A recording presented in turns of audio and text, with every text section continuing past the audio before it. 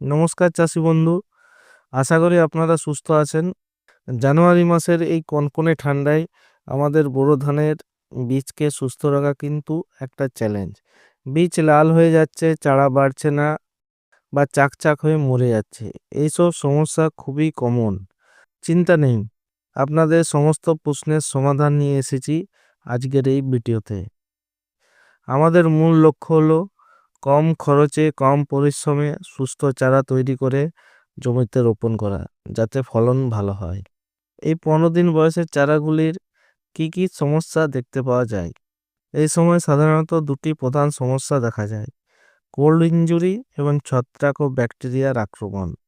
Cold ইনজুরিতে চারার ডগা লালচে বা হলদে হয়ে যায়, বৃদ্ধি কমে যায়, কিন্তু গোড়া সাধারণত সুস্থ থাকে। এই কোল্ড ইনজুরির প্রাকৃতিক প্রতিকার কি? খুব ভোরে বীজতলার দুপাশ থেকে দড়ি টেনে দিন, এতে পাতার ডগায় জমে থাকা শিশির ঝরে যাবে এবং চারা পুড়ে যাওয়ার হাত থেকে বাঁচবে। এই পাতায় লাল বা হলুদ হয়ে গেলে জরুরি চিকিৎসা কি করবেন? যদি বীজতলা লাল বা হলুদ হতে দেখেন, তাহলে সঙ্গে সঙ্গে জমিতে জল দেওয়া বন্ধ করুন। মাটি ফেটে যাওয়ার আগে একবার শুধু ভিজিয়ে দিবেন। এই সময় কি স্প্রে করবেন? এই সময় কোনো পরীক্ষা না করে সরাসরি উন্নত মানের এই মিশ্রণটি ব্যবহার করুন। অ্যামিস্টার টপ 15 লিটার জলে 25 ml, প্ল্যান্টোমাইসিন প্রতি 15 লিটার জলে 8 গ্রাম, ব্যাকটেরিয়া দমনের জন্য। সাথে হিউমিক অ্যাসিড লিকুইড হলে 20 থেকে 25 ml বা পাউচ হলে 6 গ্রাম। এটি কিন্তু শিকড় বৃদ্ধির জন্য কাজ করবে। এই মিশ্রণ ছত্রাক এবং ব্যাকটেরিয়া দূর করবে এবং হিউমিক অ্যাসিড ঠান্ডার ধকল কাটিয়ে দ্রুত শিকড় ছাড়তে সাহায্য করবে। এবার চারার বৃদ্ধি ও খাবার প্রয়োগ। চারায় কি খাবার দেবেন?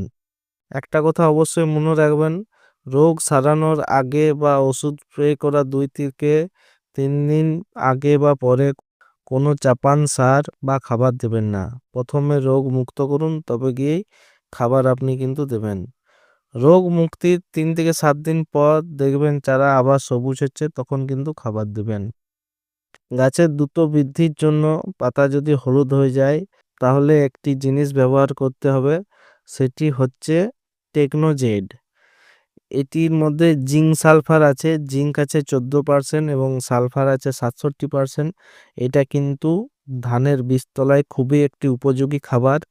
এটি আপনারা কাঠাপ্রতি 100 গ্রাম করে ছড়িয়ে দিবেন এবং এটি ছড়ানোর পরেই আপনারা উপরে একটি স্প্রে করবেন ইউসেভ। বাজারে নতুন এসেছে এসএমএল লিমিটেডের ইউসেভ।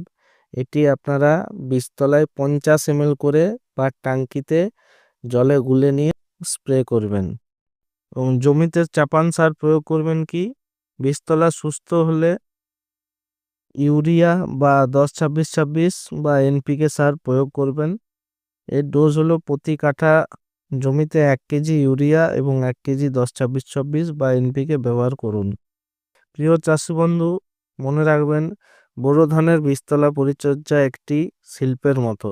সঠিক সময়ে সঠিক ব্যবস্থাপনা নিলে ফলন নিশ্চিতভাবে ভালো হবে।